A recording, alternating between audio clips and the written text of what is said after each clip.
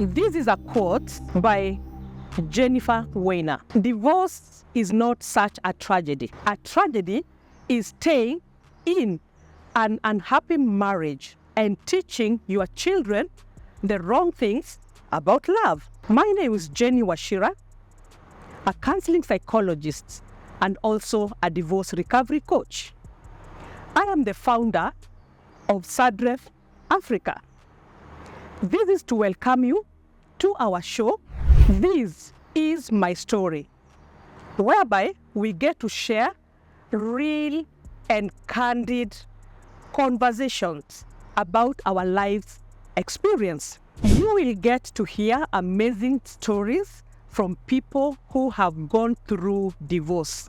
Remember, don't allow your past experience to define your present and your future. Broken crayons, still color. Today I'm joined by an amazing team whereby they'll get to share with us their experiences as well. Because we believe that broken crayons still color. Welcome to the show, and it's our time just to introduce yourselves. Yeah. My name is Leah Wangi, but I prefer when people call me Leah. My name is Tony Merore. I'm happy to be here to share part of my life story and just how far I've come in the healing journey. My name is Jane Dunda. I'm also delighted to be part of the team to share my story so that I can inspire and encourage someone broken outside there. And my name is Ernest.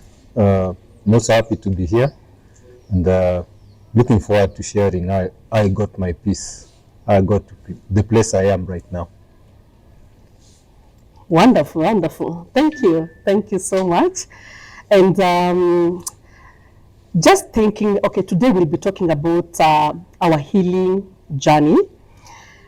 And I know it's not a linear path, there's a lot of, at times you experience progress, at times you go through plateaus, at times you go through setbacks. And getting to a point of just sharing how that has been like to us, the healing journey. Perhaps you can just bring us to speed. How has it been like to you? I can begin with you, Leah. I think my healing journey has been a long journey. However, maybe what I want to highlight is that I think when you go through divorce and separation, sometimes you think that you're the only one in the world. No one understands you. Everything is falling down and you're trying to clutch at straw. And I think for me, being able to, because for me, I was expectant and I needed to get to a place whereby my emotional stability was okay. The therapist that I found then really worked for me because I got a clinical therapist because I was clinically depressed. And being able to go through that therapeutic process whereby you're able to speak and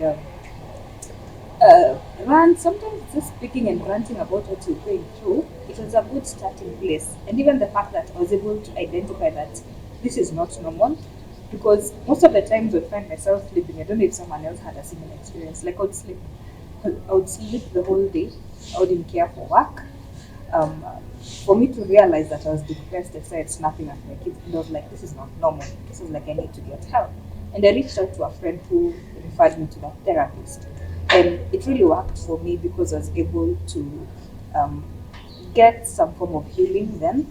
And I was actually even put on medication because I needed to be on antidepressants and anti-anxiety medications that really helped me through that journey. And I think I'm quite grateful for that long journey. And it doesn't stop there. Healing is it's a continuous process.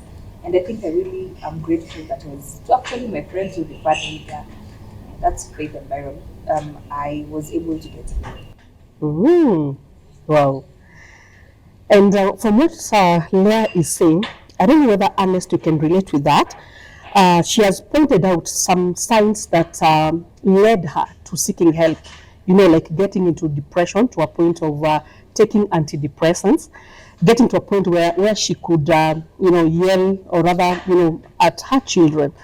I don't know from your experience the signs that you had that showed you are not actually well. I can actually relate because it reached a point where there's that bit of not really wanting to be out there with people. At times even not wanting anybody to call you. The phone rings and you don't feel like picking the call. You feel like there's a lot of pressure to do things, but the moment you try and sit down and do things, you can't even concentrate. So it reached a point for me where I was really seeking help. I tried a lot of online help, tried finding a number. I went to several guys, they gave me numbers to call. I called, there was no help. Then I just woke up and said, I'm going to church. Let me go to church. Probably if I get to church and pray about it, something's going to happen. So it's during that particular time that I went in.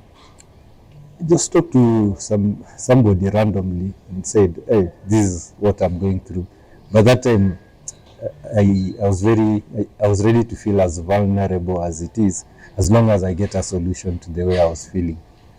Yeah, so I was given a number and was told, why don't you try this group therapy? And luckily, the session was just about to begin. So I went through that. So one of the things I liked about being in a group and being vulnerable is the fact that one, you start identifying with the problem, and you feel like you're identifying with what other people are feeling, and even there are some who have gone through it, they have a solution, and they've sort of relapsed, and also you find that some of the guys are so put together, and yet they're in this place. They're now also coming here.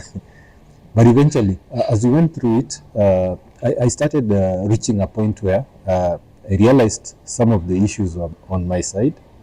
I also realized that, there is so much you can do, but as long as you're not working on yourself, then there's nowhere you're going.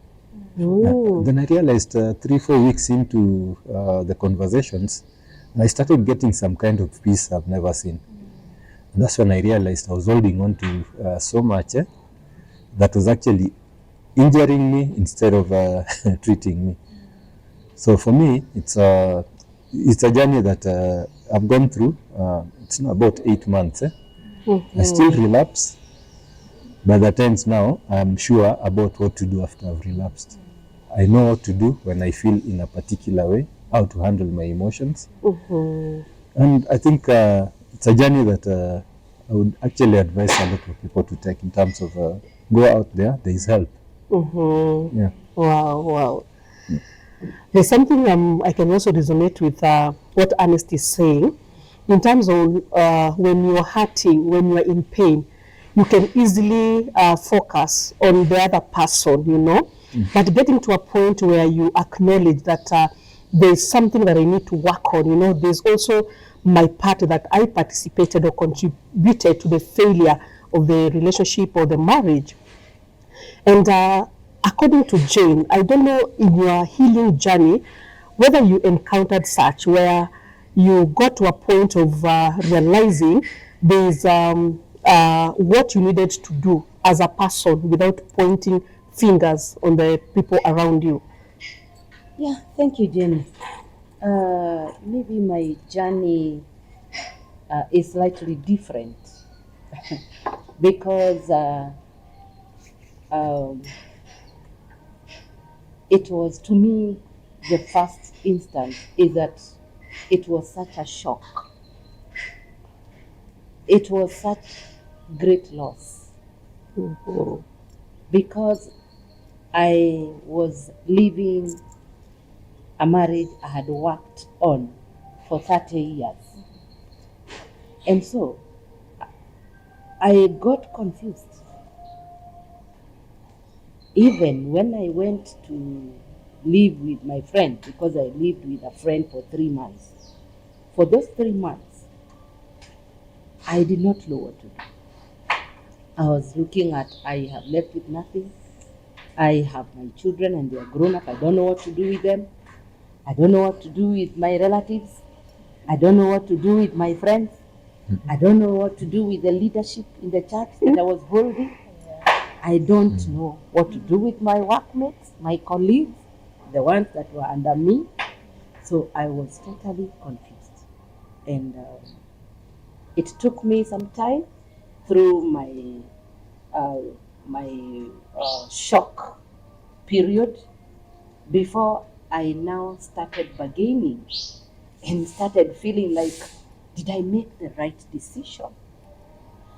Am I going to be able to start paying rent that I have not paid for more than 30 years? Okay, then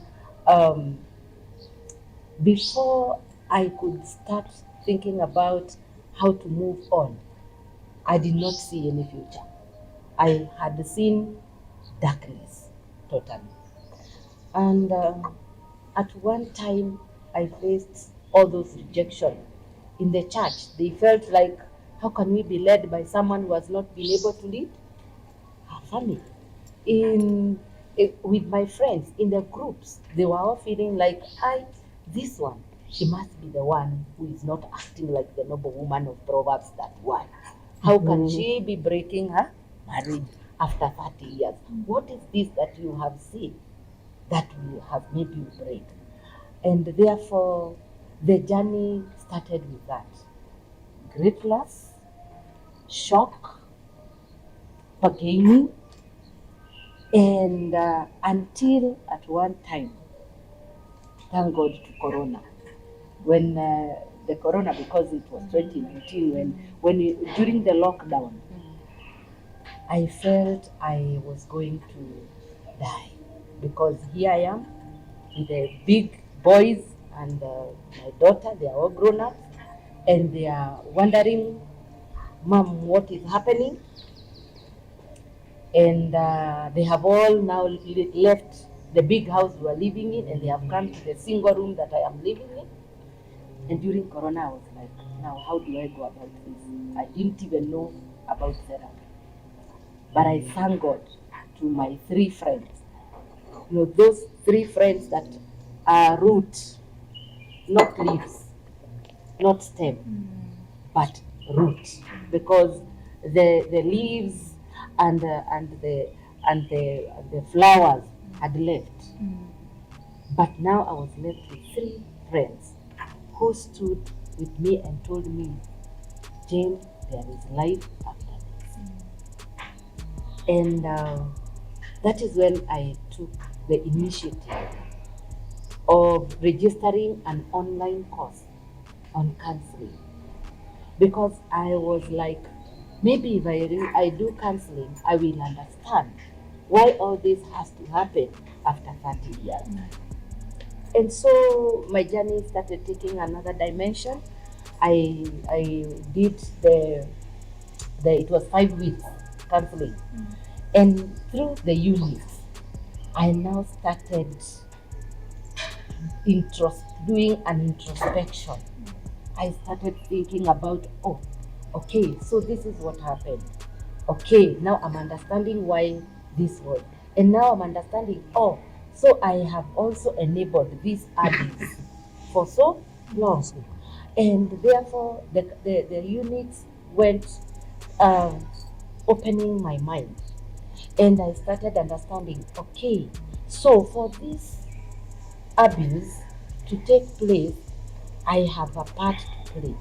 And therefore, I started seeing, not blaming the other party, but also looking at yourself.